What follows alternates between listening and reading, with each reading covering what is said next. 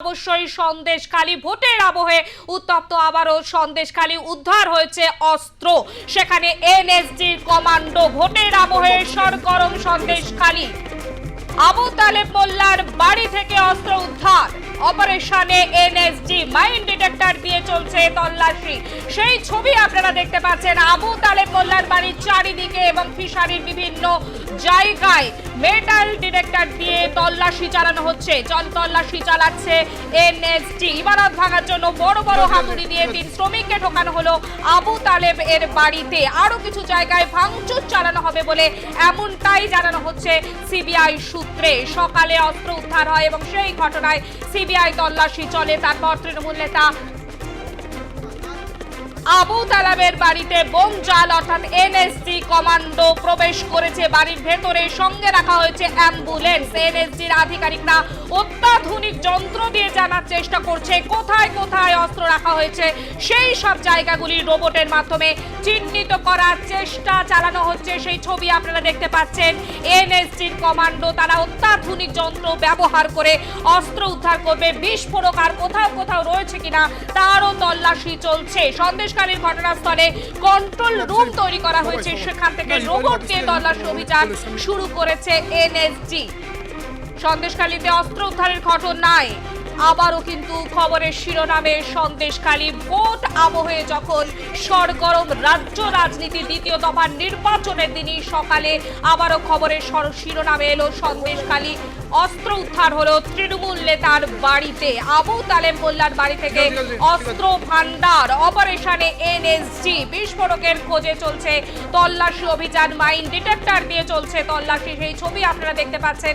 সন্দেশখালী ছবি। সন্দেশখালীতে অশান্তি শুরু হয় খবরে শিরোনামে উঠে আসে 5ই জানুয়ারি থেকে। তারপর একের পর এক ঘটনায় বারবার খবরের সামনে এসেছে সন্দেশখালী।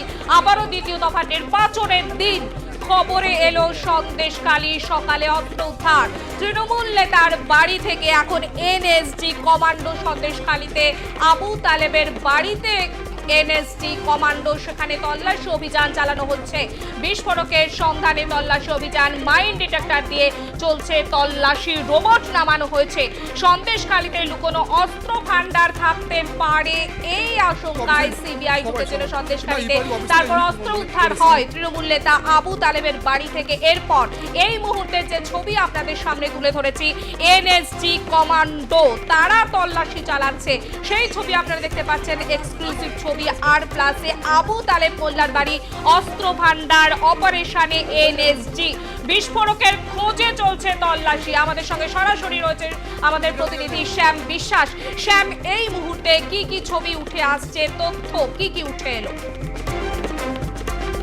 দেখো, সকাল থেকে যে সিবিআই 10 জন যে সদস্য, সিবিআই সদস্য যারা এসেছিল, যে আগারাটি গ্রাম পঞ্চায়েতের যে মল্লিকপাড়ায়, অর্থাৎ মল্লিকপাড়ায় যে আবু তালেকের বাড়ি, অর্থাৎ তৃণমূল নেতা এই আবু তালেকের বাড়িতে তল্লাশি চালাতে আসে। অর্থাৎ তল্লাশি চালায় কিসের জন্য? যে তাদের কাছে খবর আছে যে এই আবু তালেকের বাড়ির মধ্যে একাধিক অস্ত্র মজুত করে রাখা হয়েছে। অর্থাৎ সেই অস্ত্র সন্ধান পাওয়ার পর অস্ত্র খুঁজতে তদন্ত করতে আসে এবং সেই তদন্ত করতে এসে দেখে যে সেই বাড়ির মধ্যে প্রচুর বোমা, অর্থাৎ বোমার মশলা রয়েছে। সেই বোমা এবং বোমার মশলা অতীত রয়েছে এবং সেই বোমা কতটা সক্রিয় সেটা কিন্তু জানতে কিন্তু তখন এনআরজিকে খবর দেওয়া হয়। অর্থাৎ ঘটনাস্থলে কিন্তু এনআরজি আসে এবং এনআরজি এসে তারা অত্যাধুনিক ডিভাইস সেখানে নামানো হয় এবং ব্যবহার করা হয়। তখন কোনো রকম অপ্রীতিকর ঘটনা যাতে না ঘটতে পারে তার জন্য কিন্তু সমস্ত রকম ব্যবস্থা রাখা হয়েছে। একদিকে রাখা হয়েছে অ্যাম্বুলেন্স, অন্যদিকে রাখা হয়েছে যে রোবটগুলো আনা হয়েছে। সেই রোবটের মাধ্যমে কিন্তু সেই আবু তালেকের বাড়ির মধ্যে ঢোকানো হয়েছে। অর্থাৎ এর আগে দেখা গেছিল যে 3 জন শ্রমিককে নিয়ে আসা হয়েছিল, কাজে লাগানো হয়েছিল। সে বড় বড় হাতুড়ি এবং কোদালের সাপড় নিয়ে এসে তারা মেঝে খোঁড়ার চেষ্টা করছিল। সেখানে মেঝে খোঁড়ার চেষ্টা করা হলেও কিন্তু মেঝে খুঁড়ে তারা উদ্ধার করতে পারেনি। যখনই সামান্য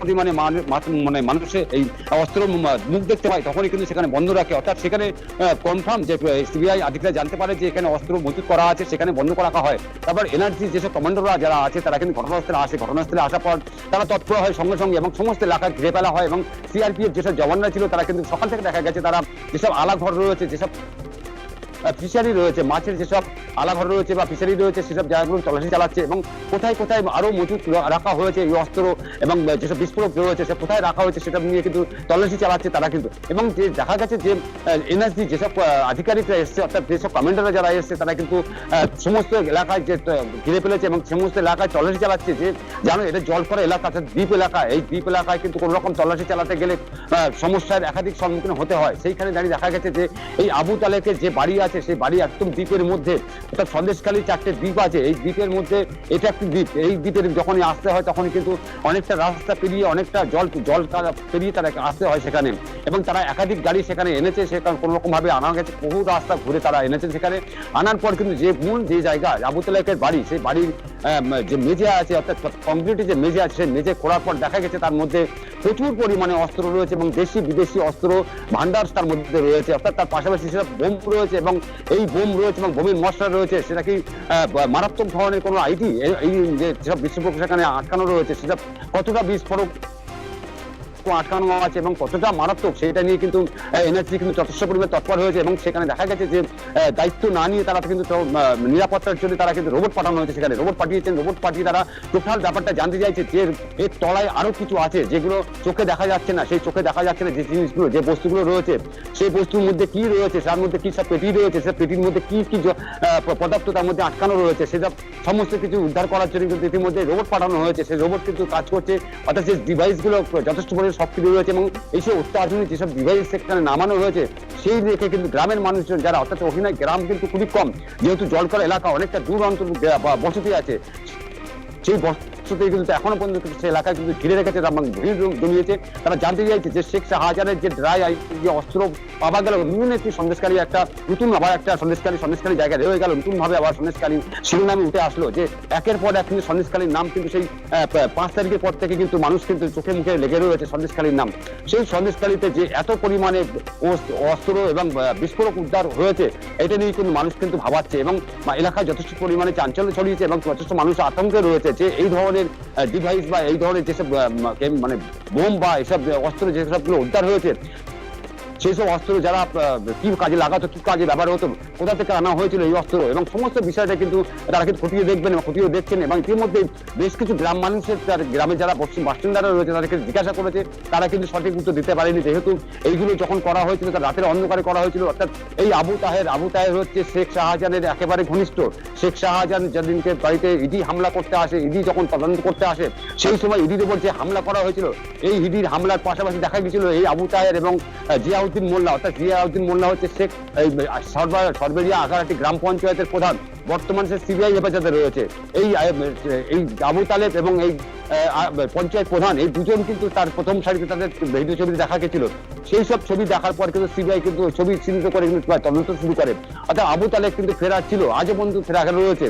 সে আবু তালেবের বাড়িতে যখন এরকম অস্ত্র ভান্ডার পাওয়া গেল তখন কিন্তু আবু তালেব বাড়ি ছিল না, আবু তালেব কিন্তু সেখান থেকে পলাতো।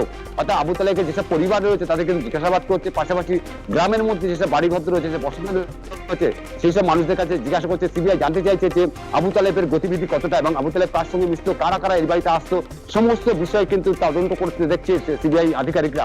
অর্থাৎ দেখা গেছে যে সিবিআই আধিকারিক যে সন্দেশখালী কাণ্ড নিয়ে যে তদন্ত হাতে পাওয়ার পর যে সক্রিয় ভূমিকা দেখতে দেখা যাচ্ছে এটা কিন্তু বলা বাহুল্য এবং গ্রামের মানুষ যথেষ্ট খুশি যে সিবিআই যে একের পর এক তদন্ত করে যাচ্ছে এবং হাইকোর্টের নির্দেশ পাওয়ার পর এই 4 দিন সিবিআই কে দেখা গেল সন্দেশখালীতে সক্রিয়ভাবে, অর্থাৎ সিবিআই যে সক্রিয়ভাবে আসছে। একের দিন প্রথম দিনকে দেখা গেছিল যে মা বোনদের যেসব নির্যাতন দেওয়া হয়েছে, জমি কেড়ে নেওয়া হয়েছে, তাদের নিতেন জমিতে নোনা জল ঢুকিয়ে দেওয়া হয়েছে, এসব অভিযোগ কতটা সত্য সেটা নিয়ে কিন্তু খতিয়ে তারা কিন্তু জানতে চেয়েছিল। ঠিক তেমনই ভাবে কিন্তু তারা কিন্তু জানতে পারে যে এই আবু তাহেরের বাড়িতে অস্ত্র মজুদ রাখা হয়েছে। অর্থাৎ এই অস্ত্র কার, যেটা জানা যাচ্ছে যে শেখ শাহজাহানের প্রচুর পরিমাণে সাকসেস রয়েছে, প্রচুর বাইক বাহিনী রয়েছে, 1000-এর উপরে বাইক বাহিনী রয়েছে। এই বাইক বাহিনীর দাপি বেড়াতে গোটা সন্দেশকারী, এই সন্দেশকালীর 1 নম্বর ব্লক এবং 2 নম্বর ব্লকের যেসব মানুষজন রয়েছে তারা কিন্তু ভয়ে তটস্থ হয়ে থাকতো এই শেখ শাহজাহানের ভয়ে, যেহেতু শেখ শাহজাহানই শেষ কথা বলতো সন্দেশকালীতে। অর্থাৎ শেখ শাহজাহান যে দাপি বেড়াতে এবং শেখ শাহজাহান একটি বড় ধরনের একজন নেতা ছিল, তৃণমূল নেতা ছিল, সেটা কিন্তু বলা বাহুল। এবং সেই তৃণমূল নেতা কোনো রকম কাউকে কিন্তু কখনো প্রশ্রয় দিইনি এবং কোনো মানুষকে কিন্তু সেখানে দাঁত বসাতে দেয়নি। অর্থাৎ শেখ শাহজাহান 2011 সালে যখন তৃণমূল সরকার ক্ষমতায় আসে 13 সাল পর্যন্ত কিন্তু সিপিএম ওখানে ক্ষমতায় ছিল, অর্থাৎ নিরাপদ সর্দার সিপিএম এর প্রাক্তন বিধায়ক, তারপর থেকে শুরু হয় সেই শেখ শাহজাহানের দাপট। অর্থাৎ শেখ শাহজাহান যখন দল বদল করে তৃণমূলে আসে, তৃণমূলে আসার পরে কিন্তু তৃণমূলের ঝান্ডা ছাড়া সন্দেশখালীতে আর কোনো রকম ভাবে কোনো দলীয় ঝান্ডা কিন্তু সেখানে লাগাতে পারেনি, কারো সাহস হয়নি। অর্থাৎ এখন দেখা গেছে যে শেখ শাহজাহানের যে আধিপত্য, অর্থাৎ শেখ শাহজাহানের যে বিপুল পরিমাণে সম্পত্তি, বিপুল পরিমাণে নামডাক, সন্দেশখালীর যেসব কাণ্ড নিয়ে যেসব অভিযোগ উঠে এসে সিবিআইয়ের হাতে, সেই সিবিআই তদন্ত করতে গেলে শেখ শাহজাহানের একটার পর একটা কিন্তু কর্মকাণ্ডটা বেরিয়ে আসছে। সঙ্গে থাকো, আমরা টেলিফোন লাইনে যোগাযোগ করেছি প্রাক্তন পুলিশ কর্তা অনিল জানার সঙ্গে। আপনাকে স্বাগত আর প্লাস নিউজে।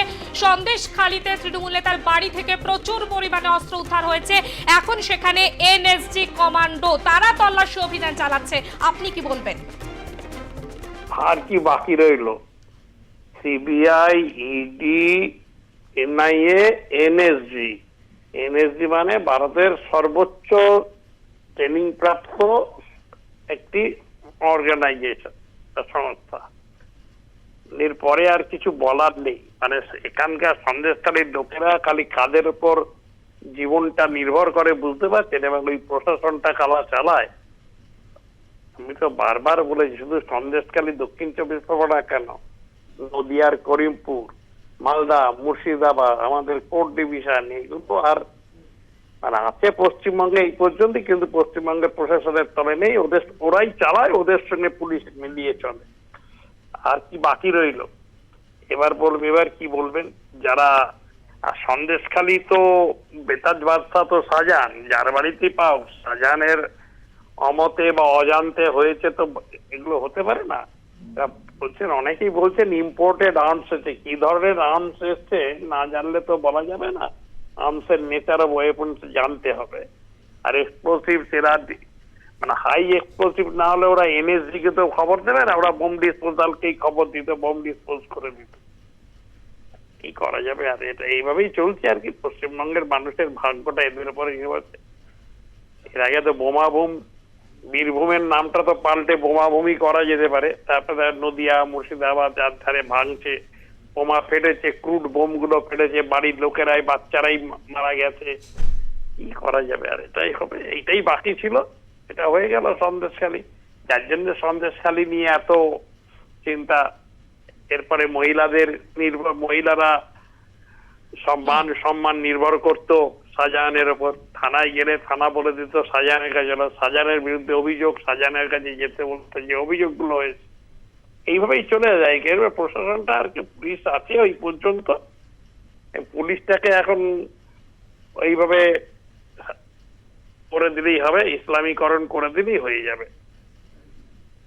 অনেক ধন্যবাদ। আমরা কথা বলছিলাম প্রাক্তন পুলিশ কর্তা অনিল জানার সঙ্গে। ভোটের আবহে সরগরম সন্দেশখালী থেকে উদ্ধার হয়েছে অস্ত্র, এনএসজি কমান্ডো সেখানে তল্লাশি অভিযান চালাচ্ছে, রোবটের মাধ্যমে তল্লাশি অভিযান চালানো হচ্ছে।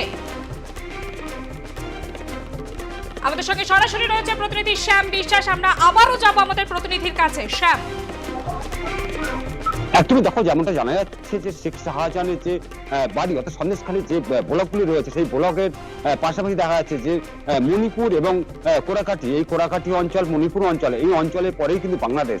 অর্থাৎ জঙ্গল, মাঝখানে একটা জঙ্গল আর একটা নদী, সেই কালিন্দী নদী, অর্থাৎ যে রায়মঙ্গল কালিন্দী নদী, তিন মোহনার কিন্তু পাশেই কিন্তু পার দেখা যায় বাংলাদেশ। অর্থাৎ এই যে বর্ডার সিকিউরিটি যে ফোর্স রয়েছে, বাংলাদেশের যে বিডিবি রয়েছে, এদের যে ঘেরাটোপের বাইরে যেসব জায়গাগুলো রয়েছে, অর্থাৎ যেখানে এখনো পর্যন্ত তালিকাটা দেওয়া হয়নি, বেড়া দেওয়া হয়নি, সেসব জায়গাগুলো কিন্তু অবাধে মানুষ প্রবেশ করে অবৈধভাবে। এটা কিন্তু বারবার কিন্তু আমরা দেখতে পেয়েছি এবং সেটা নিয়ে আমরা খবর করেছি।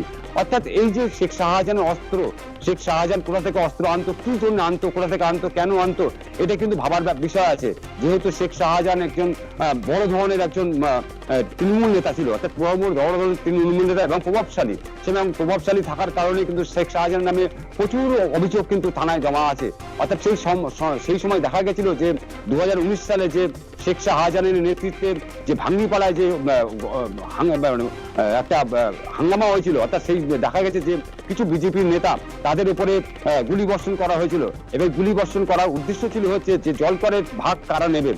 যে সিপিএম আমলে দেখা গেছিল যে জমিগুলো ভাগরা রেকর্ড করে, যে দখল করে ভেড়ি চাষ করতো, মাছের চাষ করতো, সেই মাছের চাষের জমি কার হাতে থাকবে, হাজার হাজার যে সম্পত্তি, সেই সম্পত্তি কে কখন ক্ষমতায় থাকবে, তার তখন দখলে যাবে, কিভাবে যাবে।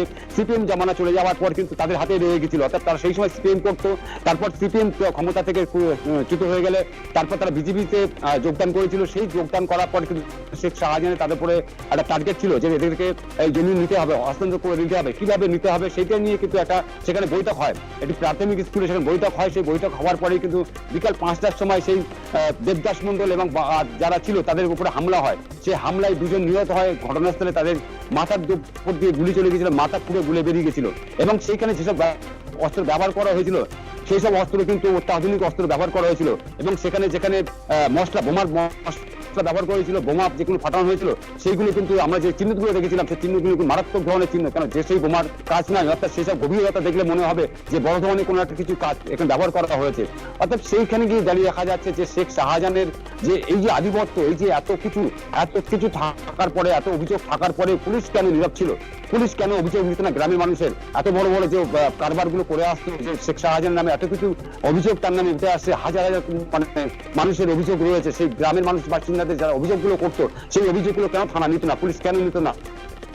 এর পেছনে প্রভাবশালী কোন মাথা রয়েছে, কার হাত রয়েছে, যার কারণে শেখ শাহজাহান এত বড় একটা জায়গায় পৌঁছাতে পারলো? অর্থাৎ শেখ শাহজাহান যে এত বড় একটা তৃণমূল নেতা এবং দাপটি নেতা এবং প্রভাবশালী নেতা, সেটা কিন্তু বলা বাহুল এবং বারবার কিন্তু সেটা কিন্তু উঠে এসছে সন্দেশখালী মানুষের কাছ থেকে। অর্থাৎ শেখ শাহজাহান যখন সিবিআই তাকে যখন ধরা দিল, সিবিআই হাতে ধরা পড়লো, প্রথমে রাজ্য পুলিশ নিল, রাজ্য পুলিশের পর থেকে কিন্তু তার সিবিআই হেফাজতে গেল 4 দিন পর। তারপর দেখা গেল শেখ শাহজাহানের দাপট কিন্তু কমতে শুরু হয় আস্তে আস্তে। অর্থাৎ শেখ শাহজাহান কিন্তু এখন বর্তমান সে একজন ইঁদুরে পরিণত হয়েছে, যেহেতু গত 4 দিন আগে যখন বসিরহাট মহকুমা আদালতে তাকে পেশ করা হয়েছিল, তারপর পেশ করার পর সেই চিত্র যেটা দেখা গেছিল যে শেখ শাহজাহান ঘেউ ঘেউ কাঁদছে, সেই কান্নার ছবি দেখে আমরা ভেবেছিলাম শেখ শাহজাহান আপাতত ঠান্ডা হয়েছে। সেই শেখ শাহজাহানের পরিবার তারা আকুতি করছে যে তারা যারা যে অভিযোগ করে যাদের নামে আছে সেই অভিযোগগুলো সমস্ত মিথ্যা।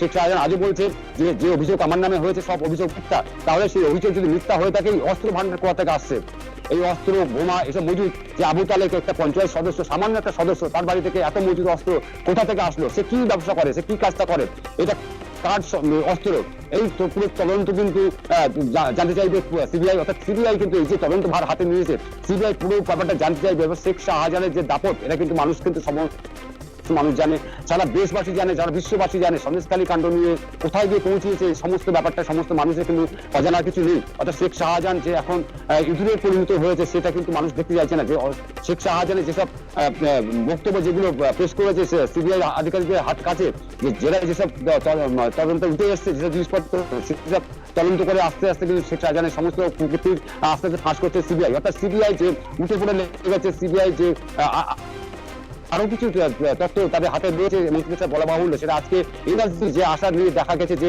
এইখানে মজুদ রয়েছে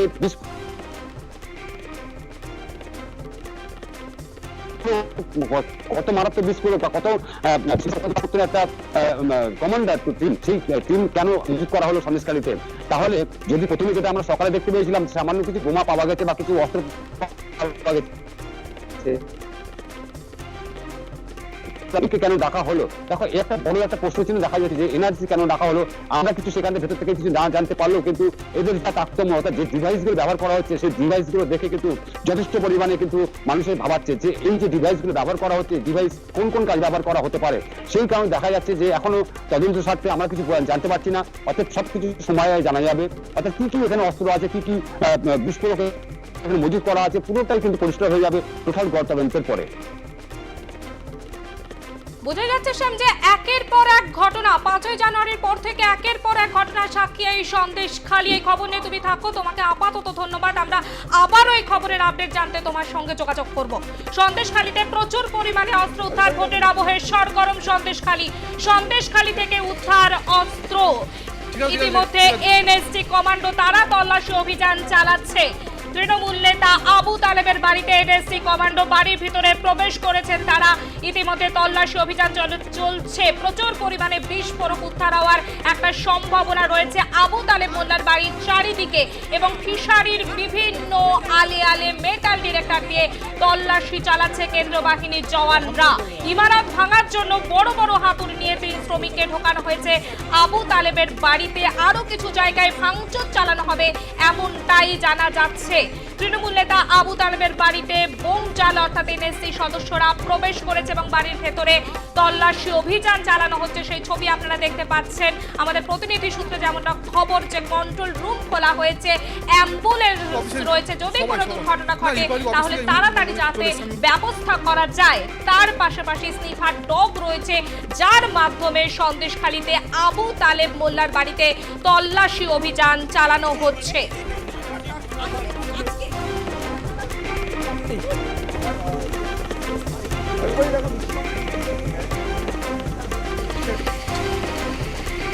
ঠিক আছে ঠিক আছে ঠিক আছে।